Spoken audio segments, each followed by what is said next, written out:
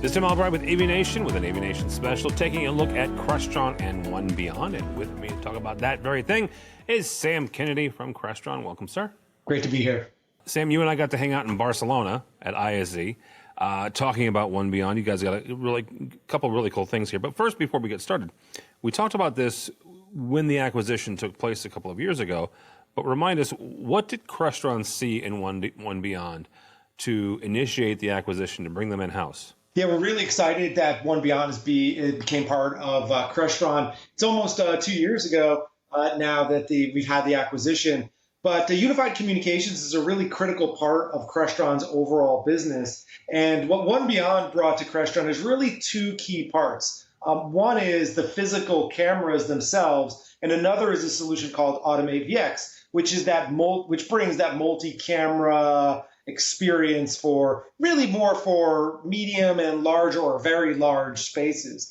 And what was really excited about bringing One Beyond into the Crestron family is the things that were important to One Beyond were things that were important to Crestron. High quality optical zoom cameras that drive that high quality, very much focused on high impact spaces, boardrooms, complex rooms, training rooms, and while today we almost see as multi-cameras kind of is really a hot topic, even 2 years ago, it wasn't as relevant as it is now. And One Beyond with Automate VX has been delivering a multi-camera solution for many years. And so they were the leader in the space. So bringing them into the overall Crestron portfolio about 2 years ago, we just put us right in the lead into that sweet space. And having an optical zoom camera portfolio really aligns well with our overall strategy, and also aligns well with when we look at our portfolio of cameras. We have some really strong partnerships with Hudley and Jabra, who solve that smaller room space with digital zoom cameras. By bringing in some optical zoom cameras into our portfolio, we think that really extends and puts us at the forefront of unified communications. Okay, so help me out here, because you use the term optical zoom a couple of times, and I know enough to be dangerous here with this, Sam. So what is the difference between optical zoom and digital zoom, and why are you going down the optical zoom road?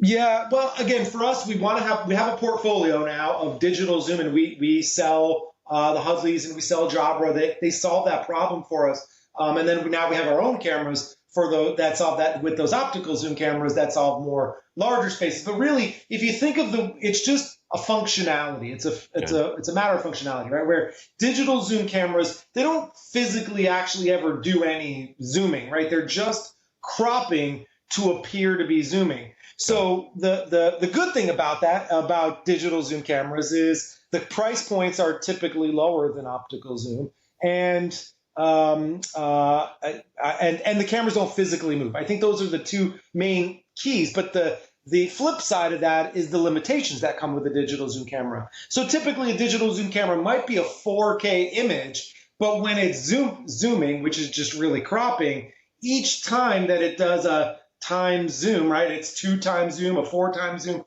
the quality drops quite significantly, right? And so, and that a lot of that is about the math. But you may start with 4K, but what is the resolution after 4 times zoom, after 8 times zoom? So you get in a room that's maybe 20 feet, digital zoom typically isn't the best solution. So we see digital zoom that it solves a real problem, typically focused on those smaller spaces.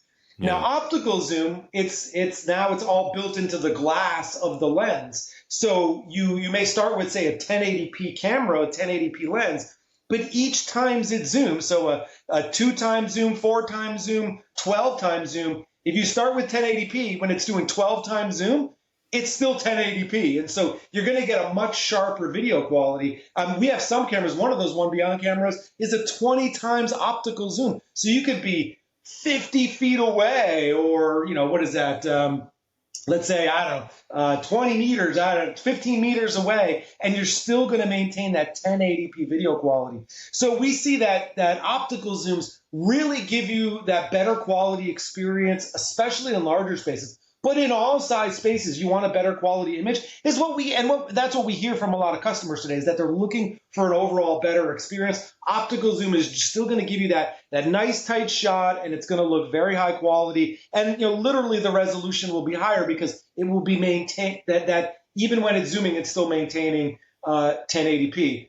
And because of that focus, or because with those cameras, no pun intended, with focus, but because of the quality that those cameras bring you, especially in larger spaces, that really fits Crestron's sweet spot a lot, right? We do such great job in those larger spaces. Having that portfolio of optical zoom really solves a major problem for us. Yeah, really quickly, because one of the things that, again, I know it to be dangerous, but one of the things I do know about cameras is you've got an image sensor, right? And the thing in hearing you explain the difference between optical and digital reminds me of, the old broadcast style cameras that we used to have. It had an image sensor. That image sensor was, 20 years ago, it was 1080i, because I'm that old.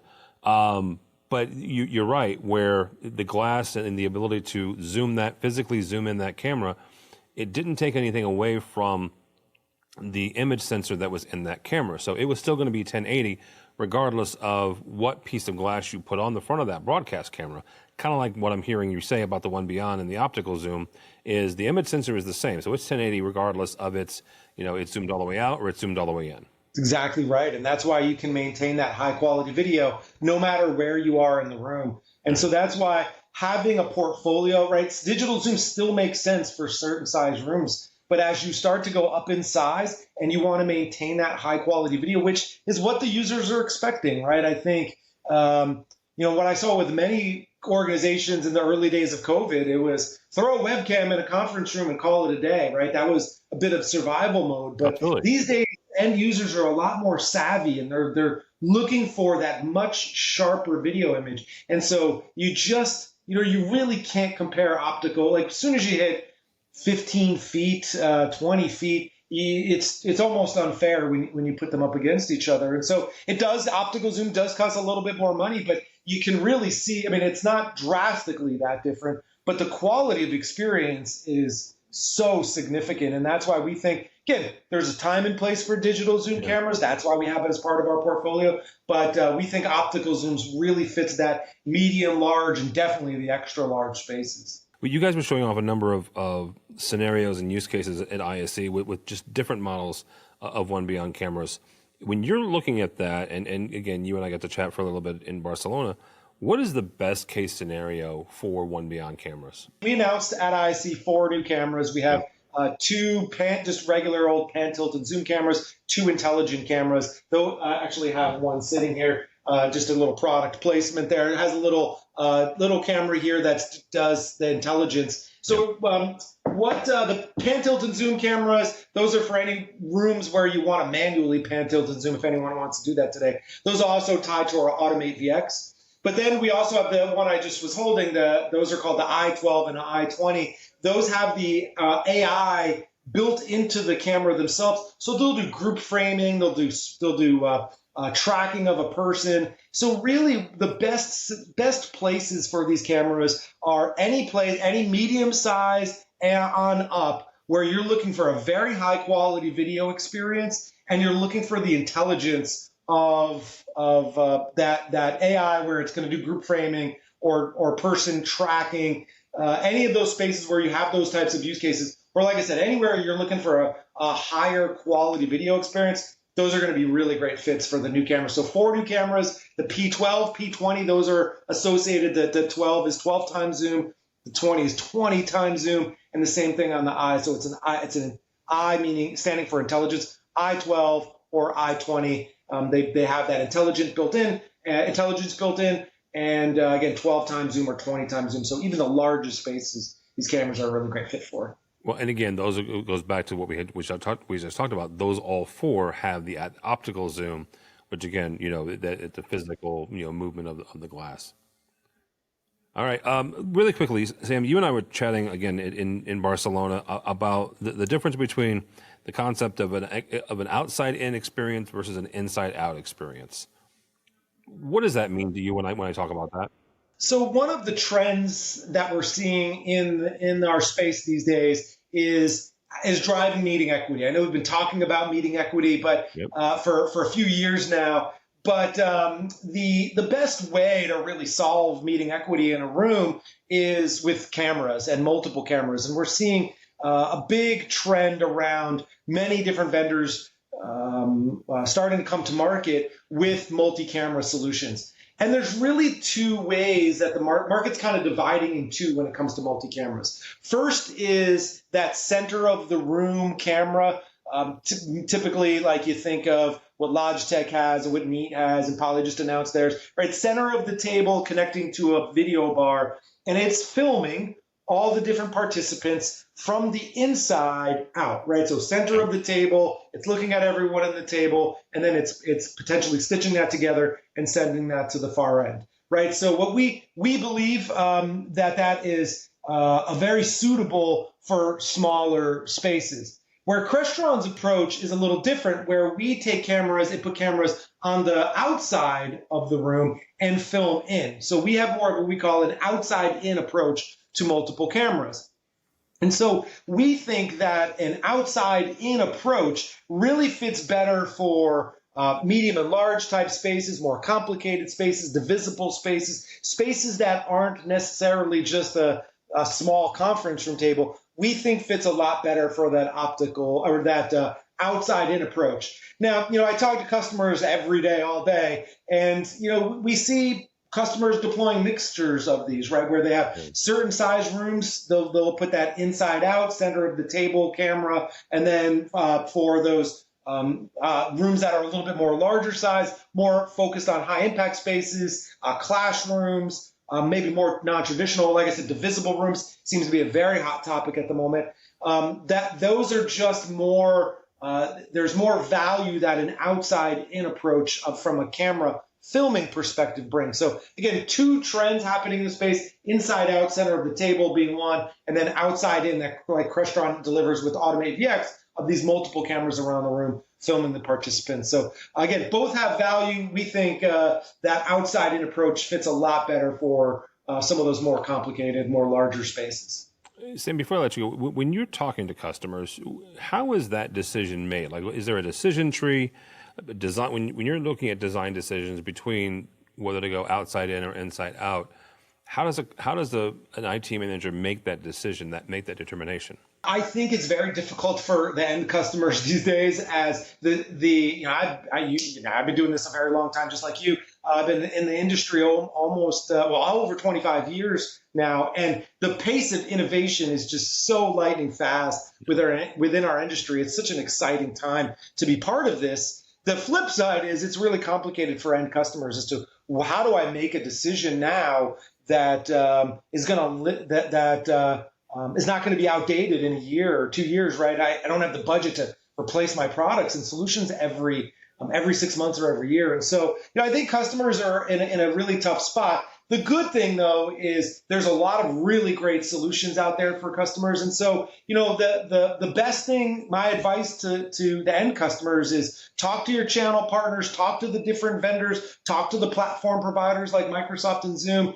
really understand what your use cases are, and that will help guide you with what the right solution is for your room, because there is not a one size fits all that fits for all organizations. It really comes down to what are you trying to solve for your end users? What are you trying to solve for your application, in the applications of where you're putting these technologies, and then fit that with the right solution. And that's why that's why I spend a lot of time talking to customers just about that exact topic, like what is the right solution?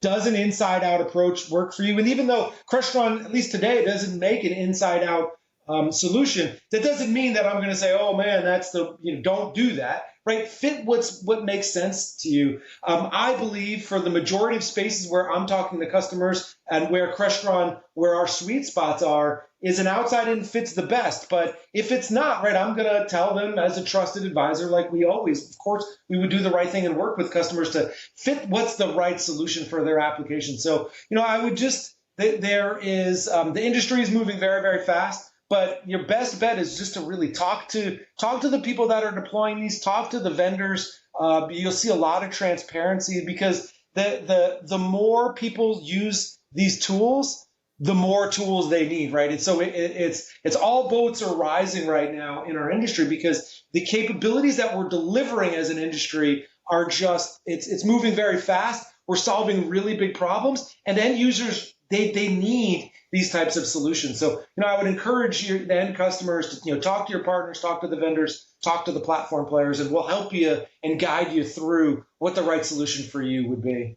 All right, very good. Sam Kennedy from Crestron. Somebody wants to find out more about Crestron or One Beyond. Sam, how do they do that? Of course, Crestron.com, and you can come to any of our events. We have Infocom will be the next really significant one for us, but of course you can ping me on LinkedIn. But Crestron.com should be your first stop. All right, very good. Sam Kennedy from Crestron. For us, for AVNation, go by our website, avnation.tv. That's avnation.tv. Find this program and a host of others. All that and more at avnation.tv. That's avnation.tv. The network for the AV industry. What are you listening to? This This is AV. This is AVNation. This is AV Nation.